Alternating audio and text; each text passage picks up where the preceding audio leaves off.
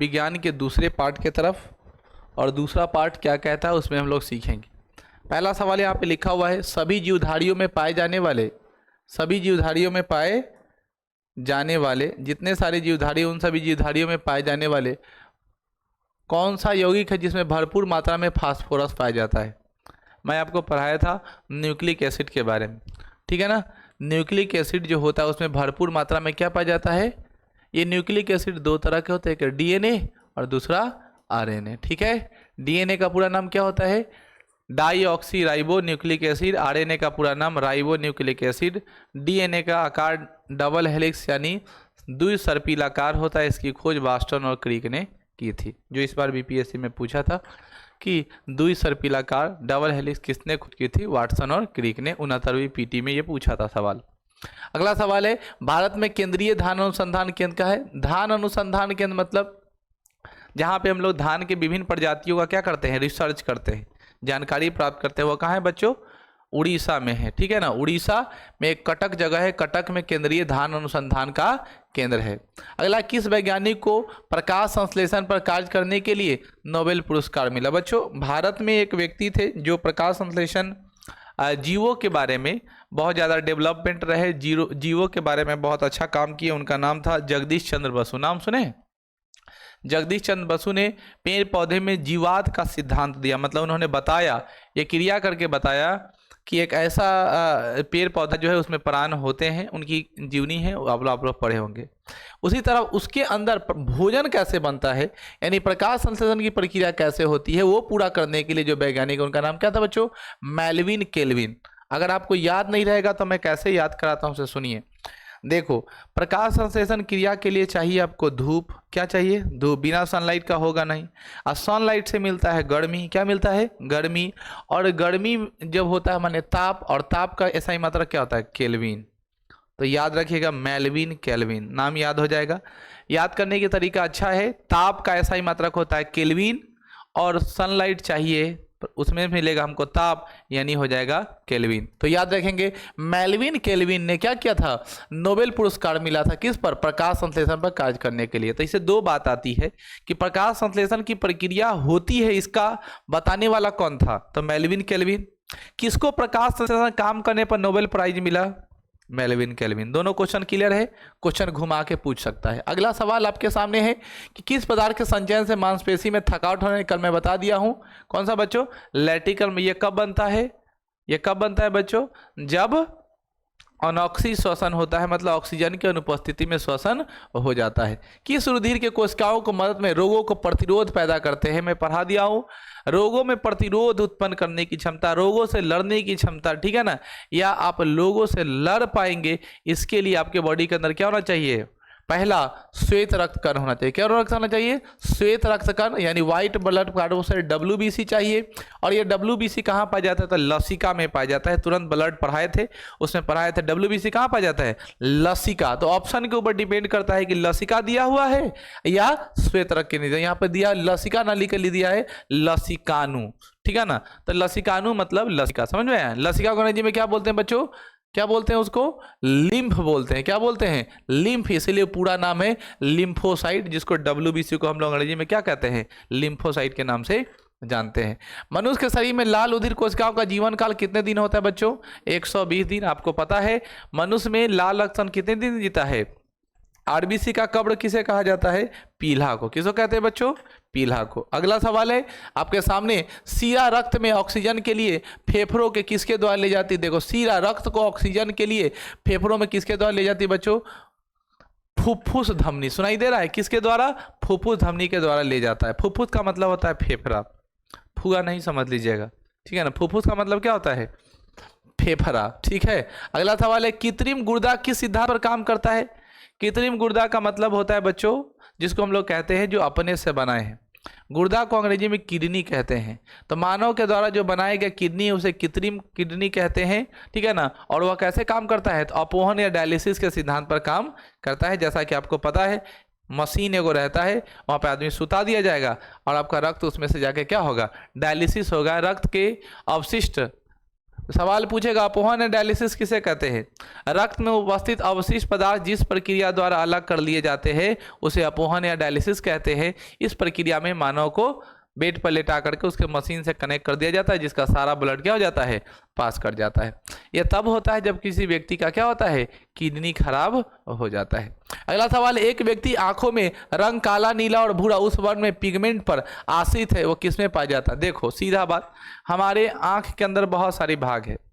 जिस भाग पर किसी वस्तु का फोटो बनता है, ठीक है ना, जिस भाग पर किसी वस्तु का फोटो बनता है वो होता है दृष्टि पटल या रेटिना, ठीक है।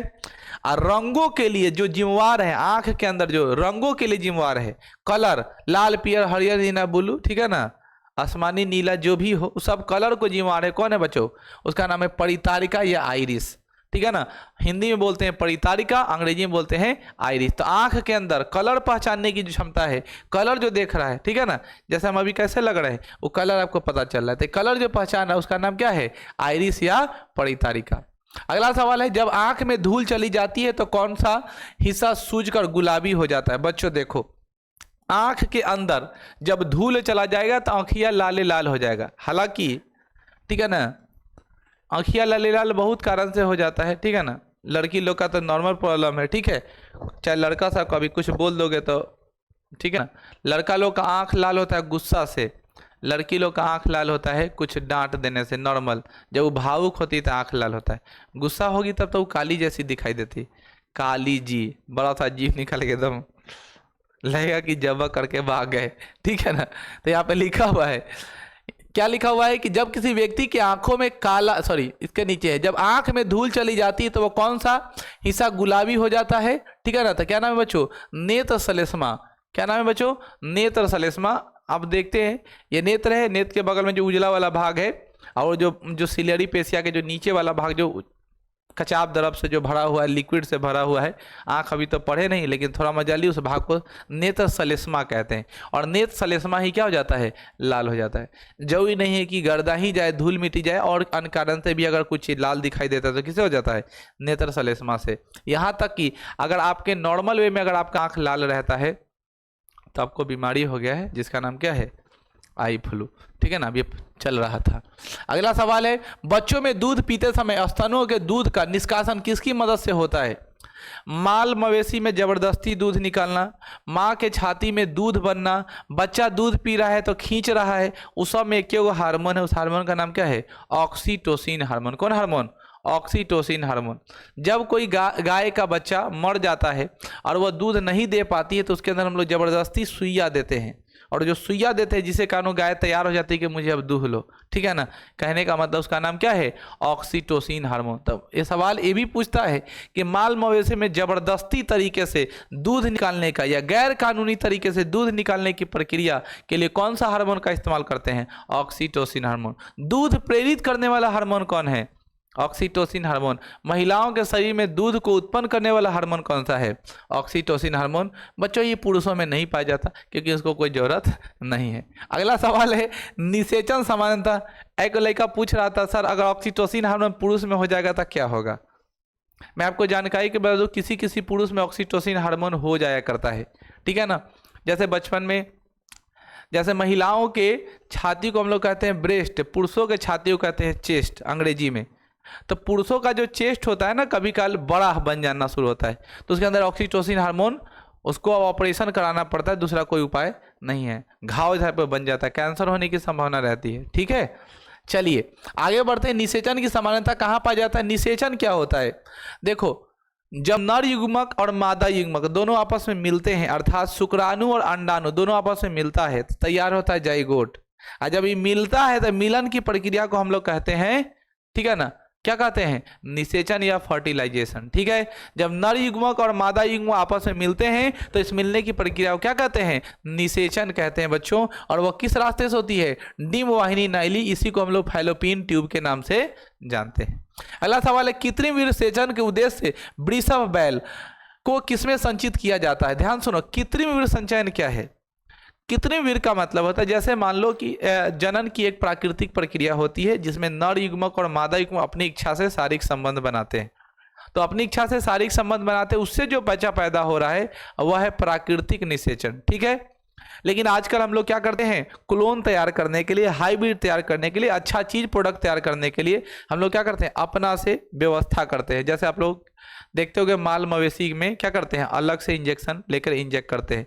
तो वो जो वीर्य जो डाल रहे हैं वो कौन सा है, कृत्रिम है। तो वही सवाल पूछा है, कृत्रिम वीर्य सेचन के लिए उद्देश्य से, वृषभ का मतलब होता है बैल, वीर्य को किस में संचित किया जाता है, तो उस शुक्राणु को अगर बाहर निकालेंगे तो तय देर में खराब हो जाएगा। तो उसको हम लोग क्या करते हैं, रखते हैं डुबा करके। कहाँ रखते हैं, तो नाइट्रोजन में। देखिएगा लिक्विड नाइट्रोजन में उसको डुबा कर रखते हैं। आप लोग देखिएगा कि जब टंकिया खोलेगा तो धुआं लेकर अंदर से निकलता है, तो वो धुआं जैसा टाइप का निकल रहा है वो क्या है, लिक्विड नाइट्रोजन। समझ में आया। स्विमिंग पूल का पानी बहुत साफ होता है, इसका क्या कारण है, लिक्विड नाइट्रोजन बार बार डाला जाता है जिससे पानी क्या हो, ठंडा रहे, साफ रहे। वरना आदमी एक बार नहाता है, तो भैंस टाइप का आदमी अगर एक बार नहा लेगा, ठीक है ना, तो पूरा पानी गंदा हो जाएगा, कम से कम 3-4 हज़ार लीटर। ठीक है, जैसे ही नहा के निकलेगा फिर, हालांकि स्विमिंग पूल में हम लोग जैसा भैंस वाला टाइप का आदमी नहीं जाता नहाने, वो घर पे 4 बार लोशन लगा लगा के नहाया रहता है, तब जाता है स्विमिंग पूल में नहाने। क्योंकि वो नहाने थोड़ा क्या होता है, फोटो खिंचवाने गया, ठीक है ना। स्विमिंग पूल में कोई आदमी नहाने जाता है। हम लोग का टाइप का आदमी अगर चले जाए नहाने तो पूरा धा के खर्रा छोड़ाएगा पूरा 1 महीना के, ठीक है ना। आधा घंटा ले पूरा साबुन से मज के नहाएगा तो गाडवा कहेगा बाप रे, तो पूरा पानी बर्बाद कर दिया। उसमें कैसा आदमी जाता है, पूरा साफ सुथरा है, चिल्ड है। हम लोग के टाइम में उतना फुर्सत नहीं कि स्विमिंग पूल में जाके नहाए, ठीक है ना। वहाँ वैसे ही टाइप के लोग जाते हैं जगह देह में मैल। किसान को कहेगा हो चाचा चलते का स्विमिंग पूल में नहाए के, तो कहेगा दिन भर हम पानी में रहते हैं तो हमारा स्विमिंग पूल में ले जाकर नहाने। तो अलग अलग लोग के लिए अलग अलग कंफर्ट, उसका जीवन वैसा ही है, वही में खुश रहता है। कोई आदमी इधर अपना नदी में तैर के स्विमिंग पूल का मजा ले रहा है, ठीक है। तो आप याद रखिएगा लिक्विड नाइट्रोजन क्या है, ठंडक प्रदान करती है। ये भी सवाल पूछता है कि चिप्स के पैकेट में कौन सा गैस भरते हैं, गैस नाइट्रोजन, ठीक है ना। कौन कहता है हवा फ्री है, ठीक है ना, कौन कहता है हवा फ्री है। आप लोग 10 रुपये का चिप्स खरीद के देखिए, 5 रुपये का चिप्स और 5 रुपये का हवा भरी है। समझ में आया। 10 रुपये का चिप्स खरीदिएगा था, 5 रुपये के हवा, 5 रुपया के ही चिप्स भरा है। इसलिए आप कह नहीं सकते कि कुछ फ्री मिल रहा है, हवा भी पैसा से मिलता है। नाइट्रोजन गर्मी के दिनों में टायर के अंदर ठंडक प्रदान करने के लिए कौन सा गैस भरते हैं, नाइट्रोजन गैस। समझ में आया। अगर तो अपने साइकिल के ट्यूब में हवा भर ली नाइट्रोजन, धूप में कहीं भी लगा दोगे ब्लास्ट जल्दी नहीं होगा। इसीलिए गर्मी के दिनों में जाओगे सर्विसिंग सेंटर में तो कहेगा नाइट्रोजन गैस भर दे, तो तुमको समझ में नहीं आएगा क्या है ये। तो वो तुमको नहीं समझा रहा है कि अगर उसमें लिक्विड नाइट्रोजन भर देते हैं या नाइट्रोजन भर देते हैं गैस, तो ठंडक रहेगा, टायर ब्लास्ट करेगा नहीं। अगला सवाल है, किस पादप का पुष्प का सबसे बड़ा है। सबसे बड़ा पुष्प का नाम है रेफ्लिसिया। सबसे बड़ा फूल का नाम क्या है, रेप्सिलिया। और सबसे छोटा फूल का नाम है उल्फिया, ठीक है ना। सुनिएगा, रेफ्लेसिया जो है वो सबसे बड़ा फूल है, सबसे छोटे का नाम है उल्फिया। अगला सवाल है, असत फल। असत का फल मतलब देख, कहने को तो वह फल है लेकिन होता फल नहीं। फल का मतलब है लिए डायरेक्ट हवा का मार दिए, ठीक है ना। कहने को तो वह फल है लेकिन फल है नहीं। जैसे छोटू के हाथ में, गोलू के हाथ में मिला फल, ठीक है ना। जैसे आप कहानी नहीं सुने कि आसमान गिरा खरगोश वाला, गिरा क्या था, नारियल, और उसको कहा हल्ला कर दिया, वो आसमान गिर गया, सब आदमी लगा भागने, वहाँ गया तो बड़ा सा नारियल गिरा हुआ था। तो नारियल कौन फल है, असत फल। ऊपर से आम गिराइएगा बह जाएगा, ऊपर से आम गिराइएगा नीचे गिरते फट गया, और ऊपर से नारियल गिरा दीजिएगा तो आपको फाड़ देगा, ठीक है ना। माथा पर गिरेगा तो नहीं जाए। तो नारियल कौन फल है, असत फल। कटहर ऊपर से लेंगे डायरेक्ट लेके माथा पर चुगा देंगे तो माथा में डायरेक्ट हल जाएगा एकदम, उसमें कोरोना वायरस लेकर बड़का बड़का कांट रहता है।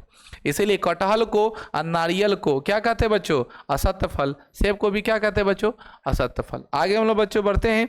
अगला सवाल, अगला सवाल यहाँ पे जो लिखा है, कंटिन्यू हम लोग समझेंगे इस बात को। अगली सवाल जो आपको कहता है कि किस वृक्ष की आयु कैसे पता चलती है। किसी वृक्ष की आयु मैं पढ़ा चुका हूँ। किसी भी वृक्षों की आयु की पता करना तो वलयों को गिन का। वलय क्या होता है, देखो ये है लकड़ी का सिल्ला, एगो मशीन होता है प्लाई बोर्ड में, वहाँ पर जाओगे ना तो दोनों बगल से ऐसा ऊँचा लेकर लकड़ी को फंसा देता है और गोल गोल गोल गोल नचाता है, तो ऐसे ले खींचेगा तो जितना छल्ला निकलेगा उनमें से पतला पतला, उसी को बोलते हैं वलय। और उसी वलय को गिन कर हम लोग पेड़ का पता लगा लेते हैं कि कितना साल पुराना है। आगे समझ में सुनाई दिया।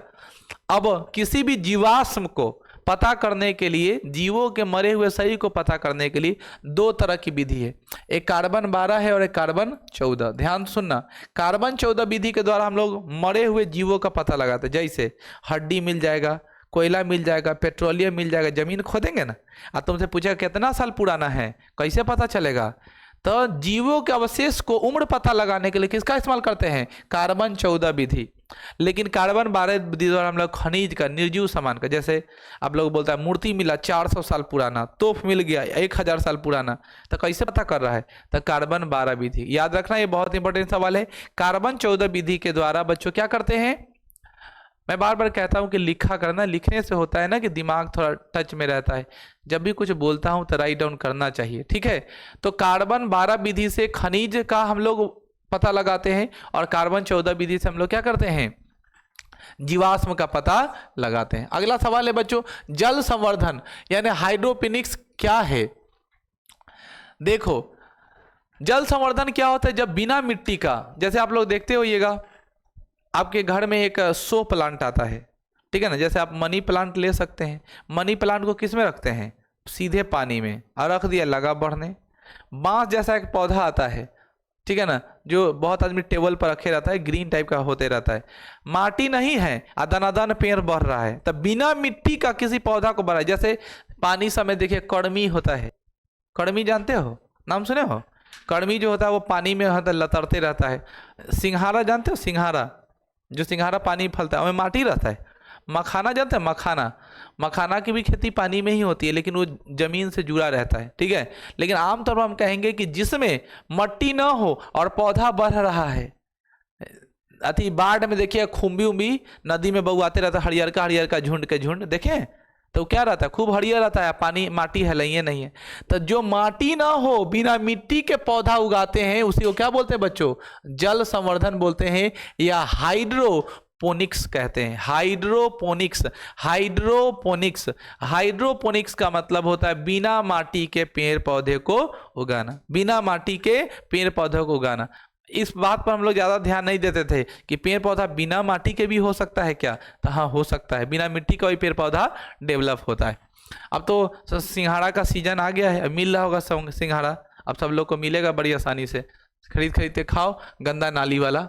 अगला सवाल है, किस वैज्ञानिक का आनुवंशिकी का पिता कहते हैं? पढ़ा दिया था मैं कल पढ़ाए थे कि आनुवंशिकी का पिता किसे कहा जाता है? Gregor John Mendel. और ग्रेगर जॉन मेंडल साहब ने मटर के पौधों को चुना था। किस पौधों को? मटर का। आनुवंशिकता क्या है? कल पढ़ाया था। आनुवंशिकता क्या है? जब अपने माता पिता के गुणों को एक पीढ़ी से दूसरे पीढ़ी में लेकर के चले जाते हैं, वैसी प्रक्रिया को क्या कहते हैं? आनुवंशिकता कहते हैं। अपने माता पिता के गुणों को एक पीढ़ी से दूसरे पीढ़ी में लेकर जाते हैं, उसे क्या कहते हैं? आनुवंशिकता कहते हैं। किसी बच्चे का लिंग निर्धारण किसके द्वारा होता है? पिता के गुणसूत्रों द्वारा। चूंकि हमारा रिसर्च पेपर महिला, इसलिए हर बार कहते हैं और टॉपिक आ जाता है महिला के पक्ष में बोलने का, इसलिए मैं बोल लेता हूं कि समाज हमारी इस तरफ बढ़ रही है, और आप लोग जानते भी हैं कि अगर किसी औरत को लगातार बेटी हो रहा है तो हम लोग औरत को कोसते हैं, लेकिन हकीकत बात क्या है कि बेटी होना या बेटा होना किस पर डिपेंड करता है? मेल पर, यानी पुरुष पर। आज तक कोई भी पुरुष को कोई आदमी नहीं कोसा होगा कि तुमको कंटिन्यू क्या हो रहा है? बेटी हो रहा है। तो किसका प्रॉब्लम है? ठीक है ना, बेटी होना या बेटा होना ये डिपेंड करता है पुरुष पर, ना कि महिला पर। अथवा हमें महिला को बोलना का कोई हक नहीं किसी महिला को कि आपके कारण ऐसा हो रहा है। समाज में ऐसा होता है कि कंटिन्यू बेटी हो रहा है, उसको गली आता है, उस महिला को प्रताड़ना करता है, इससे बचिए। लड़का होना या लड़की होना किस पर डिपेंड करता है? पुरुष पर डिपेंड करता है। अगर आपके साथ फ्यूचर होता है तो एकदम टाइट होकर बोलिए, ठीक है ना, खराबी हमरा में ना खराबी तोरा में हो, ठीक है ना, सीधा बोलना। चलिए आगे हम लोग बढ़ते हैं। हालांकि हम तो चाहेंगे कि समलैंगिकता हो, जिसमें लड़का लड़की में कोई फर्क नहीं, संतान माना जाए, ठीक है ना, एक ही माता पिता के दो संतान। हालांकि कल तो पता है क्या है सब। चलिए आगे हम बढ़ते हैं। पिता के गुणसूत्र, पिता के गुणसूत्र के पास क्या होता है बच्चों? XY होता है। देखो, मनुष्य के पास गुणसूत्र होता है कितना? 46 को। कितना? 46 को बोलते हैं टोटल कितना जोड़ी? 23 जोड़ी। कितना जोड़ी? उस 23 जोड़ी में से 22 जोड़ी जो होता है वह समान होता है। क्या होता है? और 23वां जोड़ी जो होता है वह क्या होता है? असमान होता है, जिसे लिंग क्रोमोसोम कहते हैं। किसमें? पुरुषों में। अब महिलाओं में पूरा का पूरा 2300 सामान्य रहता है, जिसका नाम क्या है, एक्स एक्स है। अब पुरुष में 22 गो एक्स एक्स और 23वां क्या होता है, एक्स वाई। तो औरत के बगल से अंडाणु निकलता है, अगर अंडाणु बगल से अगर एक्स क्रोमोसोम निकल गया और मेलो बगल से अगर एक्स आ गया तो नया एक्स एक्स जुड़ गया, तो एक्स एक्स माने लड़की, तो बच्चा पैदा होगा वो क्या होगा, लड़की होगा, घर में रुहा कट पड़ जाएगा, ठीक है ना। और फिर जैसा ही है इधर से एक्स तो निकलबे करेगा, लड़की बगल से तो खाली एक्स निकलना है, और इस बार लड़का बगल से क्या आ गया, वाई आ गया, ठीक है ना। तो क्या बनेगा, एक्स वाई, और अब बेबी बॉय होगा, और मार एकदम धड़ाम धुनो मिठाई बटाएगा, एकदम सब लोग खुश, बाबू बन गए, ये हुआ, दिस हुआ, डेट हुआ, ठीक है ना। सब लोग एकदम परेशान रहता है, खुश भी रहता है, मजा ले रहा है। तो पिता के गुणसूत्रों पर डिपेंड करता है बच्चों। अगला सवाल है, मनुष्य में गुणसूत्रों की संख्या कितनी है, 46। इसी को जोड़ा में ले लो तो कितना होगा, 23 जोड़ी। याद रखना, कोई दिक्कत किसी को। आगे कौन कौन कितना कितना गुणसूत्र था मैंने आपको लिखा रखा है, आप उस डाटा को ध्यान रखेंगे। जो लोग मक्का के मुख्य अनाज की तरह आहार में लेते हैं उनमें किस विटामिन की कमी की संभावना रहती है। सबसे पहले मक्का खाने से मिलेगा क्या, पहले ही जानो। तो मक्का खाने से मिलेगा आपको कार्बोहाइड्रेट भरपूर मात्रा में, ठीक है। कार्बोहाइड्रेट का क्या काम है बॉडी के अंदर, ऊर्जादायक का काम करता है। क्या काम करता है, ऊर्जादायक करता है। जब आपके बॉडी के अंदर अधिक मात्रा में खाली मकई खा रहे हैं, मकई के भूजा, मकई के सतुआ, मकई के भात, ठीक है ना, दाना उसी ने खा रहे हैं 3 टाइम, तब आपके अंदर विटामिन किसी कमी हो जाएगी, B1 की कमी हो जाएगी। अगला सवाल, किसी सदिश का परिमाण कभी नहीं हो सकता। सदिश क्या है, सदिश मतलब दिशा के साथ, सदिश का मतलब दिशा के साथ, जिसमें परिमाण और डायरेक्शन क्या हो, दोनों हो, यानी जिसमें दिशा और परिमाण दोनों होता है उसे सदिश राशि कहते हैं। और सदिश का परिमाण कभी भी क्या नहीं हो सकता है, ऋणात्मक नहीं हो सकता बच्चों। अगला सवाल है, कपास रेशा किससे प्राप्त होता है। कपास की रेशा किससे प्राप्त होता है, बीज वहां पे होता है, उसमें फूल आता है और फूल आकर के कपास का रेशा प्राप्त करते हैं। अगला सवाल आपके सामने है, ताजे निकले मूत्र, उस दिन तो कल पढ़ाई भी थी इसके बारे में, सारा उसी से रिलेटेड सवाल है कि ताजा निकले मूत्र में कोई खास गंध नहीं होता, मतलब पेशाब की कोई गंध नहीं है। रात के 12 बजे बचपन में तुम, ठीक है ना, तुमको ऐसा फील होता था कि हम सपना में बउआ रहा है, लगा कि हम चल गए बाहर बाथरूम में, ठीक है ना, और अब खोले शुरू हो गया। और एक बैग ऐसा कंडीशन आता है कि अब आंख मूंद है और पता चला हम जाके बाहर पेशाब कर रहे थे, तो दे देना एकदम बिछावन पर चल दी। अब हर बार जब भीगा तक अरे ई क्या हो गया, ठीक है ना, तब पता चला तुम तो बिछावने पर कर दिया। अब उस समय स्मेल नहीं कर रहा है, कब स्मेल करेगा, सुबह बेरा उठोगे तो हाफ पैंटुआ महकेगा। देखो यही कहता है कि ताजे निकले हुए मूत्र में कोई खास गंध नहीं आती है, लेकिन कुछ समय बाद उसमें अमोनिया जैसी तेज गंध आने लगती है। क्यों, तो मैं पढ़ा दिया, क्योंकि जीवाणुओं द्वारा यूरिया अमोनिया में क्या होता है, कल पढ़ाए थे ना, पेशाब में यूरिया कितना %, 2%, कितना प्रतिशत, वही 2% अमोनिया में बदल जाता है, ठीक है। 96% तो जल है, पीने वाला बात याद रखे हो। चलो आगे बढ़ते हैं। अगला सवाल है, अगला सवाल आपके सामने क्या कहता है बच्चों कि कीट किस मछली में सल्क नहीं होते। कौन सा ऐसा मछली जिसमें चोईटा नहीं होता, सल्क मतलब होता है चोईटा, उस मछली का नाम क्या है, कैटफिश। क्या नाम है बच्चों, कैटफिश मछली के अंदर क्या नहीं होता है, चोईटा नहीं होता है। क्या नाम है, कैटफिश के अंदर कोई चोईटा नहीं होता। लीजिए इस्तेमाल करिए, ठीक है। ऐसे आमतौर पर हम लोग गैंचा मछली भी कह सकते हैं, गैंचा मछली में कोई भी चोईटा नहीं होता, सीधे लिए और मार दिए, ठीक है, खाए हो ना आए। अगला सवाल है, ज्यादातर मछलियां जल में क्यों नहीं डूबती है। मछली के पेट के अंदर देखोगे ना, तब ओकरा अंदर एगो मोट पाइप लेखन बड़का चाके निकले, लाद लेखन, प्लास्टिक लेखन फूलल, ठीक है ना, और उसको हम लोग कहते हैं वातावशय, जिसको हम बोलते हैं स्विम ब्लाडर के कारण। समझ में आई, स्विम ब्लाडर के कारण क्या होता है, तो स्विम ब्लाडर के कारण एक्सेप्टिवली आप ये समझ लीजिए, स्विम ब्लाडर के कारण क्या होता है, मछली डूबती नहीं है। वो अगर निकल जाएगा, मोट होता है, तुम लोग देखे होगा शायद, व्हाइट कलर का होता है, 2 भागों में बना रहता है, इतना मोट रहता है और तब इन्हें जाके पतला रहता है, ठीक है ना, व्हाइट कलर का रहता है, उसी को बोलते हैं वातावशय, जिसको स्विम ब्लाडर के नाम से जानते हैं। अगला सवाल है, सर्वप्रथम विषाणु के शुद्ध क्रिस्टलीय रूप में किस वैज्ञानिक ने देखा था। M. स्टेनले ने देखा था, WM. स्टेनले, ठीक है ना। स्टेनले साहब ने विषाणु को यानी वायरस को पहली बार शुद्ध रूप में देखा था। वायरस मृत होता है, सबको पता है, वायरस क्या होता है, मृत होता है, वायरस मरा होता है, वायरस मृत होता है, वायरस मरा होता है। अगला सवाल है, ग्रेकर मेंडल ने किस पौधे पर शोध किया? एक नहीं 100 बार बता दिए। कौन पौधा पर? मटर के पौधे पर। ग्रेकर जो मेंडल ने कौन पर शोध किया? मटर के पौधे पर। लिटमस किससे मिलता है? लिटमस क्या है? लिटमस एक प्रकार का इंडिकेटर है। क्या है? इंडिकेटर। तो इंडिकेटर का मतलब होता है सूचक, ठीक है। जब कोई पदार्थ रंग परिवर्तन द्वारा, गंध परिवर्तन द्वारा अम्ल होने का या क्षार होने का बताता है, उसे इंडिकेटर या सूचक कहते हैं। और लिटमस एक प्रकार का सूचक है जो लाइकेन के पौधे से प्राप्त करते हैं। किससे प्राप्त करते हैं? लाइकेन। इसके अलावा, लिटमस के अलावा भी बहुत सारे इंडिकेटर्स हैं, जिसमें हल्दी होता है। हल्दी भी एक तरह का क्या है? इंडिकेटर से सूचक है। हल्दी किसके कारण पीला होता है बच्चों? हल्दी का रंग पीला किसके कारण होता है? हल्दी पीला क्यों है? कुरकुमीन के कारण। तो कुरकुमीन इंडिकेटर होता है जिसके कारण हल्दी का रंग क्या है? पीला है। टमाटर, टमाटर लाल काहे होता है? टमाटर लाल हो जाता है एक खास इंडिकेटर के कारण, उसका रंग है लाइकोपीन। किसके कारण? लाइकोपीन के कारण।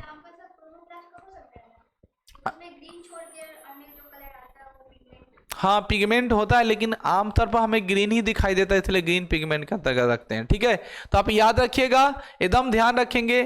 टमाटर का रंग लाल लाइकोपीन के कारण, हल्दी का रंग पीला कुरकुमीन के कारण, लाइकेन पौधे से हम लोग लिटमस प्राप्त करते हैं। उसके बाद मेथिल ऑरेंज, ठीक है ना। क्या रे? मेथिल ऑरेंज भी क्या है? एक प्रकार का इंडिकेटर होता है, जिसे हम लोग सूचक के नाम से जानते हैं। अगला सवाल, मलेरिया के उपचार की किस दवा का स्रोत माना जाता है? सिनकोना की छाल या सिनकोना वृक्ष से सिनकोना की छाल हम लोग मलेरिया में करते हैं। कल पढ़ा दिए थे, मलेरिया भी एक तरह का बुखार है, ठीक है ना। और मलेरिया बुखार किससे काटने से होता है?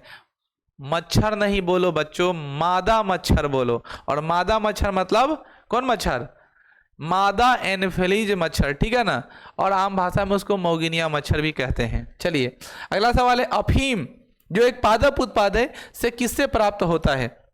अफीम एक नशीला पदार्थ है, ठीक है ना। और अफीम जो होता है वह पादप के लेटेक्स से प्राप्त होता है। लेटेक्स क्या होता है जानते हो? अफीम की जब खेती करते हैं तो ऊपर गुलाब जैसा बड़ा सा कली आता है, और उस कली में ऊपर, ठीक है ना, लोग दूगो ले जाता है खुरपी चक्कू लेखन, और वैसे काच काच एकदम तरीका तरीका ऊपर जमा होता है। पूरा खेत में 5 कट्ठा 6 कट्ठा में होगा तो कहीं इतनी जमा होगा। बहुत मेहनत करता है और महंगा मिलता है, बहुत नशीला पदार्थ। किसकी खेती? अफीम की, जो गैर कानूनी है, ठीक है ना। गांजा, भांग, अफीम, ये सब की जो खेती होती है कैसी होती है बच्चों? गैर कानूनी। जो काम आप लोग करने में इंटरेस्ट रखते हो, भारत में वह सारे काम करने में ज़्यादा लोग इन्वॉल्व रहता है जो काम क्या है? गैर कानूनी है। कि काम करने में मजा किस, जब तक वो चुनौती भरा ना हो, ठीक है ना। ठीक है ना, हमको नॉर्मल काम करने में मजा नहीं आता है, जब काम करने में चुनौती हो तब ना काम करने में मजा आएगा, ठीक है। चलिए अगला सवाल आपके सामने। वो सवाल कहता है कि वाणिज्यिक कॉमर्शियल काग की छाल किससे प्राप्त होता है? कॉमर्शियल मतलब वाणिज्य, वाणिज्य का मतलब व्यापार के लिए। तो कॉमर्शियल छाल किससे पाते हैं? ओक का पौधा होता है, ओक के हम लोग पौधे से प्राप्त करते हैं। पश्मीना ऊन बकरी किस नस्ल से प्राप्त होता है? पढ़ाए हैं। पश्मीना ऊन किससे प्राप्त होते हैं? चेंगथंगी बकरी का प्रजाति है चेंगथंगी। कौन सा रे? चेंगथंगी पश्मीना बकरी का ऊन है, ठीक है ना। पश्मीना ऊन बकरी के लिए किस प्रकार की तैयार होती है? कौन सी नस्ल है बच्चों? चेंगथंगी। अगला है, मवेशियों में बांझापन किस रोग के कारण होता है? देखो, बांझापन रोग मतलब बांझ होना। आमतौर पर जब कोई मनुष्य बांझ हो जाता है, इसका मतलब उसके अंदर विटामिन ई की कमी है। किसका कमी है? विटामिन ई की कमी से बांझापन रोग भी हो जाता है। पुरुषों के अंदर इसकी कमी हो सकती है, शुक्राणु के, महिलाओं के अंदर अंडाणु नहीं बनता तो बांझापन की तरफ बढ़ता है। इसीलिए मांस, मछली, अंडा भरपूर प्रोटीन वाला सामान कहता है पुरुषों को खूब खाओ, जिससे क्या तुम्हारे अंदर स्पर्म बनने की क्षमता होगी। महिलाओं को भी उसी तरह का सलाह दिया जाता है। समझ में आई? ये नुकसान किससे होता है विटामिन ई? तो अगर आप नशा करते हैं, कोई अल्कोहलिक सामान लेते हैं, धूम्रपान करते हैं, तो उससे सारे स्पर्म क्या होने लगते हैं? काउंट कम होने लगते हैं। आप चिंता में रहते हैं, हाई टेम्परेचर में रहते हैं, बहुत हार्ड टेम्परेचर में रहते हैं, वहाँ भी शुक्राणु बनने की संभावना, तब बांझापन हो जाता है। लेकिन अगर किसी मवेशियों में बांझापन है, हम लोग तो मवेशी नहीं ना, हम लोग आदमी, ठीक है ना। तो अगर आदमी में ऐसा होता है तो विटामिन ई। लेकिन अगर मनुष्य के अंदर अगर ऐसा, सॉरी जानवरों के अंदर ऐसा हो, मवेशियों में, तो उस रोग को कहते हैं बेंग रोग। कौन रोग? बेंग रोग। नहीं याद रहेगा तो वो याद है ना, ऋतिक रोशन का फिल्म आया था बैंग बैंग, ठीक है ना। और ऋतिक रोशन को कोई बाल बच्चा नहीं हुआ था, मतलब बाझापन बीमारी, ठीक है ना। बैंग बैंग, ठीक है ना। बेंग रोग, कौन रोग रे? बेंग रोग, याद रखना कौन रोग? बेंग रोग हो जाता है। अधिक शराब पीने वाले लोग अधिकांशतः किस बीमारी से होते हैं? कल पढ़ाए थे, शराब पीने से कौन भाग डैमेज होता है? लीवर। कथी जमता है? पस जमता है, समझ आए? पी बहुत ज़्यादा हो जाएगा तो डॉक्टर के पास जाओ, गेलंग डायरेक्ट सीधे सिरिंज घोंप देगा, अंदर से टान के पीप निकालेगा, ठीक है ना। इतना ज़्यादा मोटा पस बन जाता है, समझ भाई। तैयो पीने वाला आदमी को कोई सब सुधरता नहीं है। एक बात हम तुमको बताते हैं जो बहुत जरूरी है, इस बात पर विचार विमर्श करना चाहिए कि अगर तुम लोग किसी भी आदमी को, हर समय हमारे मम्मी पापा सही नहीं हो सकते, किसी ऐसा टाइम होता होगा जिस टाइम हमारे मम्मी पापा भी गलत हैं। तो एडुकेशन लेने का यही मतलब होता है कि आप अपने मम्मी पापा को समझाएं, इमोशनल ब्लैकमेल करें। जैसे फॉर एग्जांपल अगर आपके घर में कोई नशीला आदमी है, शराब पी के आता है, तो उस टाइम आपको कुछ बोलने की आवश्यकता नहीं है। लेकिन जिस प्रकार हमारे मम्मी पापा हमसे सवाल पूछते हैं, अगले दिन मॉर्निंग में तुम आराम से इमोशनल ब्लैकमेल कर सकते हो अपने पापा से, अपने चाचा से, उनसे बैठो और बात करो, काहे पीते हैं शराब, और अगर पीते हैं तो हम भी कल से पिएंगे, तो उनको तो परेशानी होगी, निश्चित बात है। हम कह सकते हैं कि अगर शराब पीना अच्छा बात है तो हम वो कल से पिएंगे, ठीक है ना। व्यवस्था करते हैं, हम और आप दोनों आदमी एक के साथ पिएंगे, तो उनको तो क्या होगा, दिमाग पे थोड़ा असर पड़ेगा। छोड़िए ये सब बात, ठीक है ना। आपको ये छोड़ ही देना है, निवेदन है कि आप छोड़ दीजिए। जब आपको ऐसा तुम बात बोलोगे ना, तब पिता हो सकते हैं, चाचा हो सकते हैं, भैया हो सकते हैं, उनके मन में एक मतलब होता है ना अंतरात्मा जगना जैसा फीलिंग कि छोटा बच्चा होकर के अगर माँ ही बात बोलने जाएगी तो झगड़ा हो जाएगा, ठीक है ना। अगर घर का कोई सियाना आदमी बोलेगा तो झगड़ा हो जाएगा, लेकिन तुम जाकर के अगर समझाते हो, ठीक है ना, सवाल करते हो अपने पिता से, अपने चाचा से, अपने भैया से, तो हो सकता है संभावना 110% की सुधर जाए। बात समझ में आई? तो इमोशनल ब्लैकमेल कभी सही मायने में करना चाहिए, ठीक है ना। अगर नहीं मानता है तो समझ जाओ वो निष्ठुर टाइप का आदमी है। असल में देखोगे जो पियक्कर टाइप का आदमी होगा, जब आदमी पीले रहता है तो एकदम दिलेर टाइप का बना रहता है। ओ बेटी इधर आओ, एकदम निकालेगा एकदम पंसा येलो, ऐसे वैसे एकदम पगला लेकर कले रहेगा, पूरा एकदम पूरा घच रहेगा। और जैसा ही नशा उतरा तो फिर कले से हुए, अरे तो दे ले पैसा, कौन पैसा हुआ कले का हो गया, ठीक है ना, तो ला दे ले। लेकिन समझाया करो, कोशिश करना तो लोग सुधर जाए आदमी। हाँ, तो मैं अभी बता रहा था कि सूत्रण रोग से होता है, जिसको सिरोसिस के नाम से जानते हैं। जब आदमी शराब ज्यादा पीता है तो कौन रोग होता है? सूत्रण रोग हो जाता है, याद रखेंगे। अगला सवाल है, राइबोसोम किसका कार्य करती है? राइबोसोम काम करती है, कल पढ़ा दिए थे बच्चों, प्रोटीन संश्लेषण का कोशिका का भाग है, पढ़ाया था मैं। राइबोसोम जो है क्या करता है? प्रोटीन संश्लेषण का काम करता है, प्रोटीन संश्लेषण का काम करता है। मरुस्थल में उगने वाले पौधे क्या कहलाते हैं? मरुद्भिद कहलाते हैं।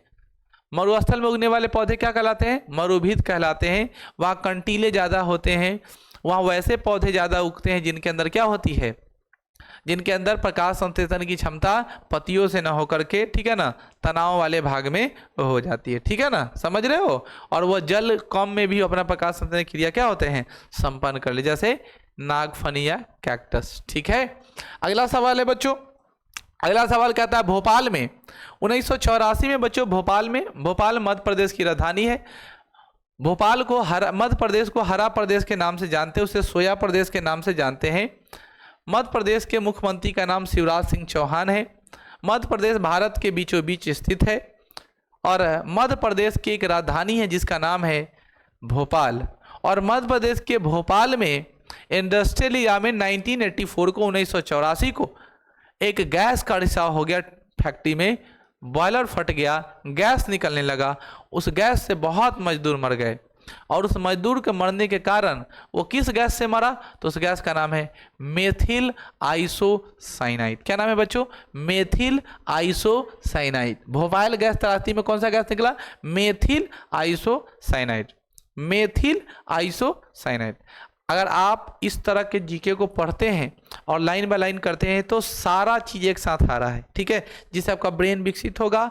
आप चीज़ों पर करिएगा, थ्योरेटिकल पर है वो तो पढ़ ही रहे हैं, ठीक है। इसलिए मैं बार बार कह रहा हूँ कि आप चीज़ों को राइट डाउन करिए, नोट डाउन करेंगे ज़्यादा फायदा होगा। बाकी नोट डाउन नहीं कर रहे हैं, अभी आपको लग रहा हो कि हाँ हमको ये सब याद है, हमको समझ में आ रहा है, हो सकता है दिमाग से निकल जाए, इसलिए कलम साथ साथ रखना चाहिए मेरे हिसाब से। अभी भी सांप नहीं सूंघ रहा है। अगला सवाल है, भैंस की मुख्य नस्लें कौन कौन है? भैंस की मुख्य नस्लें मुर्रा है। क्या है? मुर्रा, भदावरी, सुरती। सुरती, मुर्रा, भदावरी, जाफरबादी, मेहसाना। ठीक है ना, आप लोग को पढ़ा दिए हुए है। भैंस की प्रजाति, गाय की प्रजाति, ठीक है ना, भेड़ की प्रजाति, बकरी की प्रजाति। ठीक है ना, तो इसमें से मुर्रा, सुरती, भदावरी, जाफरबादी और मेहसाना, ये चारों की चारों क्या है बच्चों? अगला सवाल है, केंद्रीय बकरी अनुसंधान संस्थान की स्थापना कहाँ की गई है? गरीबों का, ठीक है ना, गरीबों की गाय किसे कहा गया है? बकरी को। गरीबों का गाय किसे कहा गया है? सुनाई दिया ना, गरीबों का गाय किसे कहा गया? पढ़ाए थे ना, गरीबों का गाय किसे कहते हैं? बकरी को। बकरी जो होता है उस पर नया नया रिसर्च चल रहा है। बकरी पर गोट फार्मिंग, आपके आसपास में गोट फार्मिंग बहुत तेजी से डेवलप है, फल फूल रहा है। ठीक है ना, कोशिश करिएगा होली में उसमें व्यवस्था हो। ठीक है ना, तो गोट फार्मिंग जो है उसका कहाँ है बच्चों? उत्तर प्रदेश के मथुरा के पास मखदूम में, जहाँ पर उसका रिसर्च सेंटर है। उत्तर प्रदेश की राजधानी लखनऊ। लखनऊ को नवाबों का नगर कहते हैं। लखनऊ को नवाबों का नगर कहते हैं। उत्तर प्रदेश के मथुरा, मथुरा में तेल शोधक कारखाना है। उस तेल शोधक कारखाना से जो निकलने वाली धुआं होती है, उस धुआं से अम्ल वर्षा हो जाता है, और अम्ल वर्षा होने से आगरा में स्थित ताजमहल की सुंदरता क्या हो गई है? खराब हो गई है। इसलिए सरकार के द्वारा मथुरा के तेल शोधक कारखाना को बंद करने का प्रोग्राम किया गया। सुनाई दिया? ताजमहल सुरक्षित रहे, क्योंकि उस फैक्ट्री से निकलने वाले धुआं से क्या हो जाता है? अम्ल वर्षा हो जाता है। बोलो, समझ में आ रही है?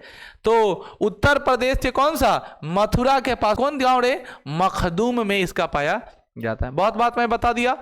अगला सवाल है, राष्ट्रीय ऊंट अनुसंधान केंद्र कहाँ है? राष्ट्रीय ऊंट अनुसंधान, ऊंट पाया जाता है राजस्थान में। मरुस्थलीय जहाज किसे कहते हैं? ऊंट को कहते हैं। मरुस्थलीय जहाज कौन सा है? ऊंट है। मरुस्थलीय जहाज कौन सा है? ऊंट। और ये वही ऊंट है जिस ऊंट के पैर गद्दीदार होते हैं। कैसे होते हैं? ऊंट ऐसा जानवर है जो सप्ताह भर बिना पानी पिए रह सकता है, उससे ज्यादा भी। ऊंट के मुंह में, वहाँ एक लार में एक प्रकार का विशेष प्रकार का एंजाइम होता है जो खाने से पहले छोड़ता है, जिससे कंटीला भाग भी क्या जाता है? मुलायम हो जाता है। इसीलिए वो कांटों वाले चीज़ों को भी बड़ी आसानी से खा जाता है। भगवान ने इस तरह की, प्रकृति इस तरह की व्यवस्था की है कि उसे रहना है कंटीले वाले जगह पर। कांट वाला को डायरेक्ट खाएगा तो उसका मुंह क्या हो जाएगा? हल जाएगा, खून आने लगेगा। तो उसके अंदर एक एंजाइम दे दिया, जैसे ही हवा छोड़ता है सब मुरझा जाता है, कांट एकदम मुलायम हो जाता है और सबको खा गया। ठीक है। अब ऊंट, बहुत लोगों का ऐसा मानना है, जैसे मैंने सुना है कथा में, ठीक है ना, कि जब पानी का बहुत ज्यादा किल्लत होता है तो लोग ऊंट को मार देता है, उसके पेट से, थैली में से पानी जो जमा रहता है उस थैली का पानी निकालकर पी के अपनी जिंदगी बचा लेता है। अंत स्थिति में आदमी यही करता है, दूसरा कोई उपाय। ऊंट के थैली में पानी होता है क्योंकि लंबे समय तक वो पानी को क्या करता है? स्टोर करके वहां से निकाल के अलग करता है। ठीक है। मानव जैसा राक्षस इस धरती पर कोई नहीं है। जीने के लिए आदमी कुछ भी कर सकता है। अगर आपको आज किसी भी चीज़ से घिन आती है और अगर अंतिम स्टेज है कि अब वही काम करने पर तुम बचोगे, तो यकीनन तुम वही काम करोगे। तुम क्या, हम भी वही काम करेंगे। इवन वो अंत तक न चाहते भी वाला काम करना पड़ेगा। तो राजस्थान में एक जगह है बच्चों, बीकानेर, राजस्थान, ठीक है ना। तो राजस्थान की राजधानी कहाँ है बच्चों? रायपुर। कहाँ है? रायपुर। राजस्थान की राजधानी क्या है? सॉरी, जयपुर। राजस्थान की राजधानी कहाँ है? जयपुर, जिसे कौन सिटी कहते हैं? पिंक सिटी, गुलाबी नगर कहते हैं। क्या कहते हैं बच्चों? गुलाबी नगर। कौन नगर? गुलाबी नगर। गुलाबी नगर किसे कहते हैं? जयपुर को कहते हैं। गुलाबी नगर किसे कहते हैं? जयपुर को कहते हैं। अगला सवाल है, दालचीनी का प्रयोग कहाँ से करते हैं? दालचीनी जानते हो? गरम मसाला में बड़का बड़का जो चैला की तरह रहता है। जब किसी आदमी को पुराने जमाने में माथ का दर्द होता था तो दालचीनी को पीस करके लेप लगाता था, लेकिन बहुत डेंजर होता है, ठीक है ना, उससे आँख की रोशनी भी चली जाती। पहले 12th में एगो कहानी था मंगर, राम वृक्ष बेनीपुरी का लिखा हुआ है मंगर। तो लोग नहीं पढ़े हो, उस समय जमाने 50 नंबर का हिंदी होता है, उस टाइम का है। तो मंगर में एक कहानी था राम वृक्ष बेनीपुरी का, उसके पत्नी का नाम था भकोलिया। तो मंगर के भकोलिया जो क्या किया, उसका माथ का दर्द हुआ था, क्या किया? दालचीनी का लेप लगा दिया। और दालचीनी का लेप लगाया था, क्या हो गया? दर्द तो गया, लेकिन आंखवा दोनों क्या हो गया? चौपट, आंखें से नहीं दिखाई दिया। ठीक है। तो याद रखना, दालचीनी कहाँ से पाया जाता है? वृक्षों के छाल से पाया जाता है। दालचीनी आप लोग देखे हैं गरम मसाला में पाया जाता है, वो बहुत मीठा मीठा थोड़ा टाइप का लगता है, उसी को रखने से ज़्यादा सेंटेड मिलता है। मसालों की रानी किसे कहा गया है, ठीक है ना। बाप मतारी गोर गोर, लइका बाटे करिया करिया, नाम बाटे इलायची, ठीक है ना।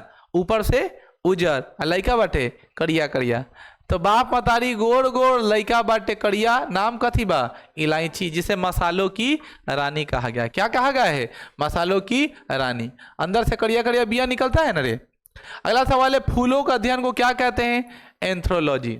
फलों का अध्ययन को पोमोलॉजी, ठीक है ना। याद रखेंगे, फलों के अध्ययन को पोमोलॉजी, फूलों का अध्ययन को एंथोलॉजी। कौन लॉजी, एंथोलॉजी। कौन लॉजी, चमड़ा का अध्ययन को डर्मेटोलॉजी, चमड़ा के अध्ययन को डर्मेटोलॉजी, चमड़ा के अध्ययन को डर्मेटोलॉजी। स्किन के बारे में आप जानिएगा, डर्मेटोलॉजिस्ट से मिलना है, चमड़ा रोग विशेषज्ञ से मिलना है। दाग धब्बे फोड़ा फुंसी दिनाए खुजली कलकल, ठीक है ना, एक्जिमा, सबका दवाई हो जाएगा। तो किससे मिलता है, डर्मेटोलॉजी से मिले। किससे मिलिए भाई, डर्मेटोलॉजी से, ठीक है। अगला सवाल है पेडोलॉजी। मिट्टी तुरंत पढ़ाए हैं, अभी सॉइल पढ़ ही रहे हैं। मिट्टी के अध्ययन करने वाले को क्या बोलते हैं, पेडोलॉजी। कौन लॉजी, पेडोलॉजी। पेडोलॉजी में क्या होता है, मिट्टी का अध्ययन करते हैं। पेडोलॉजी में किसका अध्ययन करते हैं, मिट्टी का। पेडोलॉजी में किसका अध्ययन करते हैं, मिट्टी का। अगला है system natural, system nature. System nature किसकी पुस्तक है, कार्ल लिनियस का। सिस्टम नेचर किसका है, कार्ल लिनियस का, ठीक है ना। ये वर्गीकरण में बहुत अपना योगदान दिए थे, ठीक है ना। और इनका पूरा नाम है बच्चों, कार्ल लिनियस, गलती लिख दिया, नाम है कैरोलस लिनियस। क्या नाम है, कैरोलस लिनियस। क्या नाम है बच्चों, कैरोलस लिनियस, ठीक है ना। क्या नाम है, कैरोलस लिनियस, ठीक है। और कैरोलस लिनियस साहब ने क्या किया बच्चों, सिस्टम ऑफ नेचर लिखा। एक किताब आती है, उसका नाम है द ओरिजिन ऑफ स्पीसीज। कौन सा पुस्तक, the origin of species. The origin of species किसने लिखा, द ओरिजिन ऑफ स्पीच किसने लिखा, किसने लिखा बच्चों, चार्ल्स साहब ने लिखा। किसने लिखा, चार्ल्स साहब ने। द ओरिजिन ऑफ स्पीच किसने लिखा, चार्ल्स साहब ने लिखा है।